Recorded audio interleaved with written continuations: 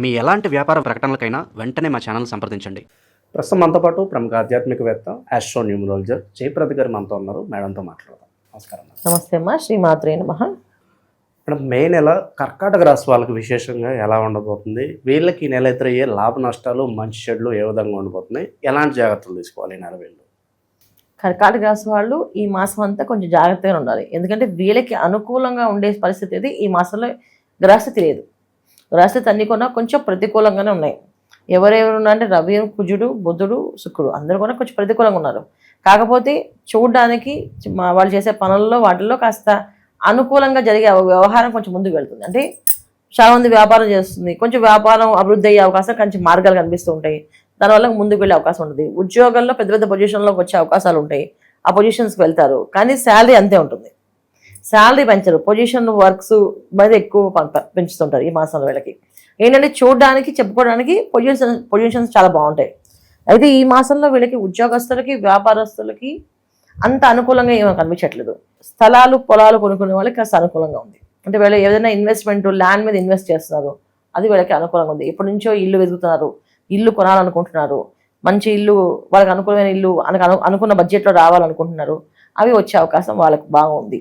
ఇంకా ల్యాండ్స్ పొలాలు కొనాలనుకుంటున్నారు, అది చక్కగా వాళ్ళు కొనుక్కోవచ్చు, అది కూడా బాగుంది. గవర్నమెంట్ సంబంధించిన పనులు, వ్యవహారాలు వీళ్ళకి అయ్యే అవకాశాలు ఎక్కువగా ఉన్నాయి. కోర్టు నుంచి సమస్యల నుంచి బాధపడుతూ ఎప్పటి నుంచో ఆ కోర్టు సమస్య తీరుతుందా తీరదని బాధపడే వాళ్ళకు కూడా ఆ కోర్టు సమస్య నుంచి బయటపడే అవకాశం ఉంది. ఇక్కడ ఎవరికైనా చూసుకోవాల్సిన బాధ్యత ఏంటంటే ఈ మాసంలో ఎక్కువగా ఇంట్లో వాళ్ళతో జాగ్రత్తగా ఉండాలి. ఎందుకంటే ఇంట్లో వాళ్ళు వస్తువులు కొనే విషయంలో 1-10 వస్తువులు కొంటూ ఉంటారు. ఈ మాసంలో డబ్బులు అధికంగా ఖర్చు పెడతారు. అంటే ఒక వస్తువు కొనుక్కుందాం వెళ్ళి, ఒక ఫ్రిడ్జ్ కొనుక్కుందాం వెళ్ళారు అనుకోండి, ఆ ఫ్రిడ్జ్తో పాటు అక్కడ ఆఫర్లో ఏదో గ్రైండర్ ఉందనో, మిక్సీ ఉందనో, లేదా కూలర్ ఉందనో ఏదో కొందాం అని చెప్పేసి ఇది ఏదో కొందాం అని చెప్పి వెళ్ళు ₹1 ఖర్చు దగ్గర ₹10 ఖర్చు పెట్టే అవకాశాలు ఎక్కువగా ఉన్నాయి. ఇంట్లో అవి కూడా ఇంట్లో వాళ్ళకి ఇంట్లోనే అధిక ఖర్చు ఎక్కువగా ఉంది. కాస్త ఇంట్లో ఉన్న గృహాలంకరణలు తగ్గించుకుంటే అనుకూలంగా ఉంటుంది వీళ్ళకి. ఎందుకంటే డబ్బుల విషయంలో నీళ్ళలా ఖర్చు అవుతుంది ఈ మాసంలో. అవి నీళ్ళలా ఖర్చు అవడం వల్ల ఒక్కొక్కసారి ఏంటంటే అది మంచి కొని ఖర్చు అవుతుంది. మనం ఒక ఇల్లు కొంటున్నాం, ఆ ఇంటి ఇంటీరియర్స్ మనం అనుకున్న బడ్జెట్ కాకుండా కొంచెం బడ్జెట్ పెంచవచ్చు. ఇలాంటి వ్యవహారాలు ఎక్కువగా ఉన్నాయి. శుభకార్యాల పరిస్థితి ఏంటంటారు?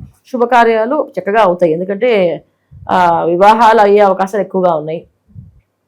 తర్వాత ఏంటంటే ఇంట్లో కాస్తంత మానసిక అశాంతి ఉంటుంది. ఆ వ్యవహారాల విషయాల్లో కానీ, వివాహ విషయాల్లో కానీ, ఏదో ఒక వ్యవహారంలో కానీ ఏదో దాంట్లో ఒక మానసిక అశాంతి ఉంటుంది. ఎందుకంటే వీళ్ళకి భాగ్యస్థానంలో కుజుడు పడ్డాడు. అందువల్ల ఏంటంటే ప్రశాంతత ఉండదు. తల్లిదండ్రులతో కాస్తంత ఏదో డిస్టర్బెన్సెస్, గొడవలు రావడం, లేకపోతే తండ్రితో ఏదైనా చిన్న వాదన పెట్టుకోవడం, లేకపోతే తండ్రి లాంటి వాళ్ళతో కొంత వాదన పెట్టుకోవడం, లేదా ఉద్యోగాల్లో బాస్తో కొంచెం వాదనలు రావడం, ఇలాంటివి కొంచెం జరుగుతుంటాయి. దానివల్ల ఏంటంటే వాదనలు అంటే ఇప్పుడు ఇందాక మనం చెప్పినట్టు నేను వాళ్ళ పని వాళ్ళు చేసుకుంటూ పక్క వాళ్ళ పని కోసం వీళ్ళు వెళ్ళి మాట్లాడడం జరుగుతుంది. అవి చేయకుండా వీళ్ళ పని వీళ్ళు ఏదో చేసుకుని వెళ్తే ఎటువంటి నష్టం లేదు ఈ మాసంలో. ఒకవేళ వాళ్ళ కోసం చేశారా వీళ్ళు నష్టపోయే అవకాశం ఎక్కువగా ఉంది.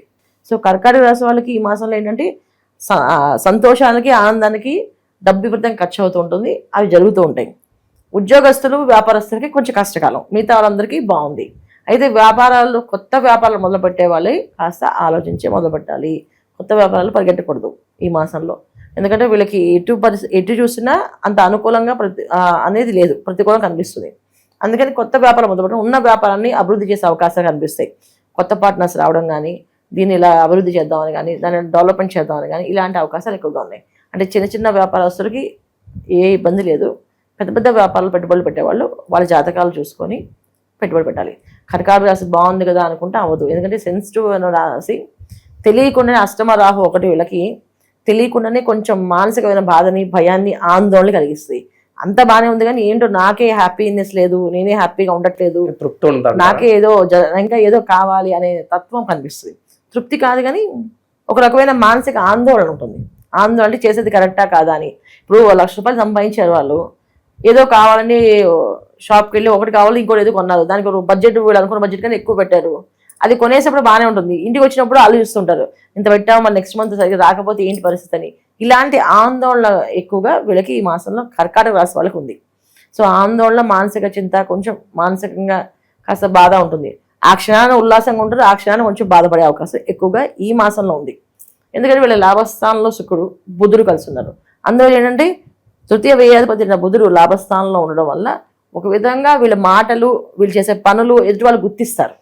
అంటే మీరు బాగా చెప్పారు, మీరు బాగా వివరంగా మాకు అన్ని విషయాల్లో అందించారు, మాకు సమయానికి గుర్తు చేశారు అని చెప్పి వీళ్ళకి ఒక మంచి అప్రిషియేషన్ వస్తుంది, అంటే గుర్తింపు వస్తుంది. చాకరీ ఎక్కువ చేయాలి, జీతం తక్కువ తీసుకోవాలని ఆ టైంలో ఉంటాయి వాళ్ళకి.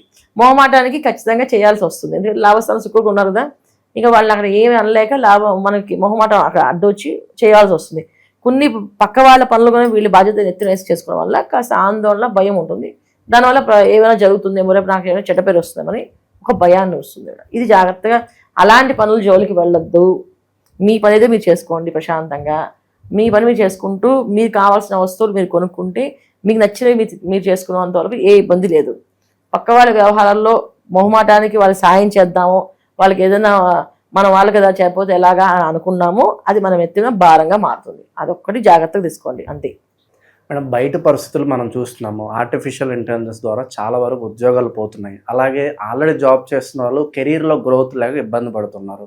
అలాగే ఎప్పుడు ఉద్యోగాలు ఊడిపోతాయి అని చెప్పి భయపడుతున్న వాళ్ళు చాలామంది ఉన్నారు. ఈ పరిస్థితుల్ని చక్కబెట్టడానికి మంచి రెమెడీస్ ఏమైనా ఉంటే తెలియజేయండి. తప్పకుండా. అంటే ఇప్పుడు పరిహారాలు చేయడంలో ఒక పద్ధతి అయితే, నా ఉద్దేశం ఏంటంటే ఎప్పుడు కొన మనిషి ఒక మనస్తత్వం ఎలా ఉండాలి అంటే వాళ్ళందరూ వాళ్ళ రియలైజేషన్ ఉండాలి. ఎప్పుడు కొన ఏ పనైనా ఏ వ్యవహారమైనా, ఇప్పుడు ఉద్యోగాలు పోతున్నాయి, ఉద్యోగాలకు పరిహారమే కావాలి ఖచ్చితంగా అంటే నేను చెప్పేది ఏంటంటే ఉద్యోగం అనేది ఏంటది ఒక యోగం. అంటే యోగాలు ఇచ్చేవాళ్ళు ఎవరు మనకి? శుక్రుడు అధిపతి. ఆ శుక్రుడు అధిపతి ఉండడం వల్ల శుక్రుడు ఒక అనుగ్రహం కావాలి అంటే స్త్రీలను ఎక్కువ గౌరవించడం, స్త్రీలతో ఎటువంటి ఇబ్బందులు పెట్టకుండా, స్త్రీలతో ఎటువంటి అసభ్యపరమైన పనులు చేయకుండా ఉంటే వీళ్ళకి కలిసి వస్తుంది.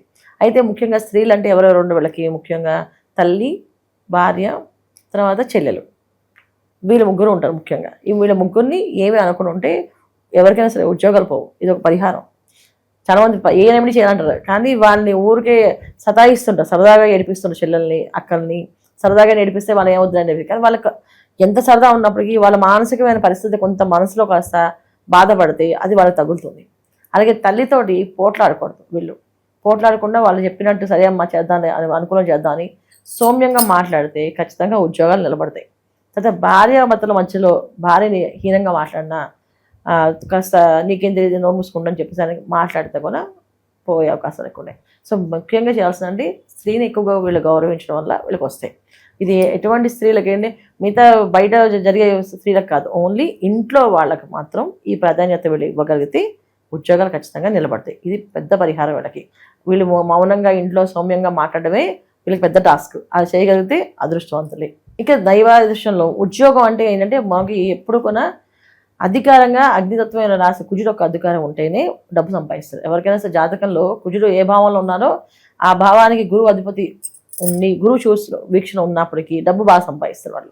అందుకే ఏంటంటే మంగళవారాలు ఎక్కువ సుబ్రహ్మణ్య స్వామి ఆరాధన చేయడం, సుబ్రహ్మణ్య స్వామి గుడికి వెళ్ళడము, ప్రదక్షిణాలు చేయడము, ఇది చేయడం వల్ల వీళ్ళకి ఉద్యోగాలు కూడా ఎప్పుడు కంటే ఉద్యోగమే కాదు అసలు రుణం అనే బాధ అనేది లేకుండా పోతుంది. రుణ బాధ నుంచి బయటపడతారు. రుణ బాధ అంటే ఏంటంటే అప్పుల బాధ లేకుండా ఉండగలుగుతారు.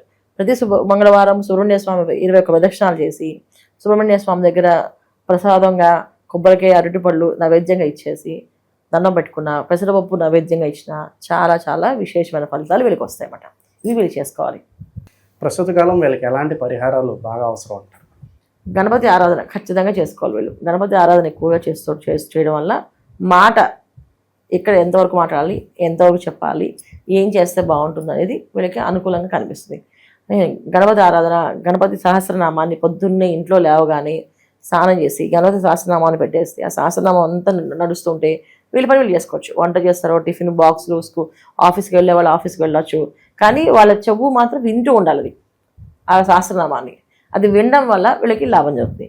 సాయంకాలం 6 గంటల తర్వాత దీపం పెట్టి లక్ష్మీ సహస్రనామాన్ని వినడం వల్ల వీళ్ళు అనుకున్న ఇంట్లో శుభకార్యాలు జరగట్లేదని బాధపడుతున్న వాళ్ళు శుభకార్యం జరిగే అవకాశం ఉంటుంది. ఈ మాసం అంతా కూడా లక్ష్మీ సహస్రనామాన్ని సాయంత్రం 6 గంటల తర్వాత పెట్టేసి వినడమే. వస్తే చదవచ్చు, రాకపోతే ఆ సహస్రనామాన్ని వింటూ ఉంటే సాయంత్రం పూట అది వీళ్ళకి ఇంట్లో మంచి శుభకార్యాలు, శుభమైన పనులు, శుభప్రదమైన వ్యవహారాలు జరిగే అవకాశం ఎక్కువగా ఉంటుందన్నమాట.